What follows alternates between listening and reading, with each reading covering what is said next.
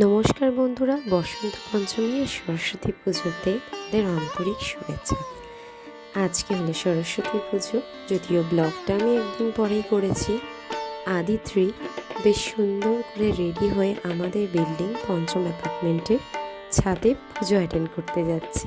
তো চলো আমরা দেখাই পুজোতে আমরা কি কি আয়োজন করেছিলাম। ওকে দেখলে ছোটোবেলাকার কথা আমারও মনে পড়ে যায়। ছোটোবেলায় সকাল 6:30টার সময় উঠে সমস্তভাবে রেডি হয়ে আমরা চলে যেতাম মণ্ডপে, অঞ্জলি দিয়ে তারপর আমরা চলে যেতাম স্কুলে বা বাড়ি পুজো। তো এটা হলো আমাদের টেরেসের পুজো।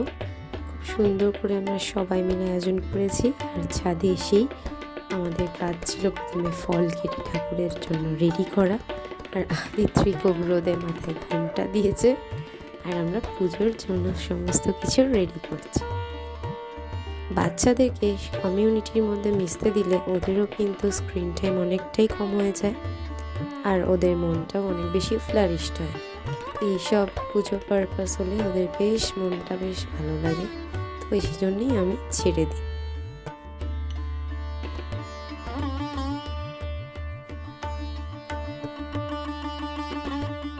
আমাদের এখনকার বিজি লাইফস্টাইল, কর্পোরেট লাইফস্টাইল বলুন বা ফাস্ট লাইফস্টাইল বলুন, সেখানে এরকম একটা ফেস্টিভ্যাল হলে সমস্ত সবাই মিলে, ফ্ল্যাট ওনার্সরা আমরা সবাই মিলে কাজ করি, আর এটাতে আমাদের বেশ নিজেদেরও ভালো লাগে।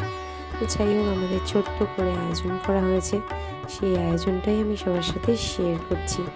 আর ইতিমধ্যেই ঠাকুরমশাই চলেও এসেছেন, যদিও বেলা 12টা বেজে গেছে।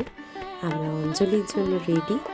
অঞ্জলি দিয়ে তারপরে আমি যাব আদিত্রিকে নিয়ে ওর ডান্স ক্লাসের মিসের বাড়িতে, ওখানে প্রোগ্রাম আছে। তো অঞ্জলিটাও ভালোভাবে দেখা উচিত। তো তারপরেই আমাদের কিন্তু খাওয়া দাওয়াও ছিল। পুরো ভিডিওতে আমি বকবক না করে ভিডিওটা পুরোটা দেখতে থাকুন, না স্কিপ করে।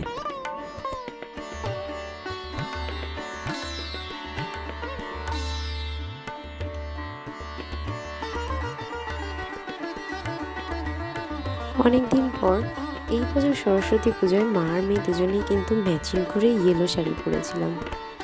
তো যাই হোক, মেয়ের আবদার তুমি ম্যাচিং করো, তোমাদের বাচ্চারাও কীরকম করে থাকে।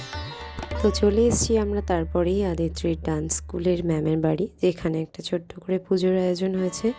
সেখান থেকে আমরা একটু এগিয়ে হেঁটে হেঁটে গিয়েছিলাম একটা ক্লাবের পুজো দেখতে। খুব সুন্দর ঠাকুরের মূর্তিটা হয়েছে, অসাধারণ। ভালো করে ক্লোজ আপ ভিউটা দেখাই, চাইলে তোমরাও কিন্তু কেষ্টপুরে এসে দেখে যেতে পারো।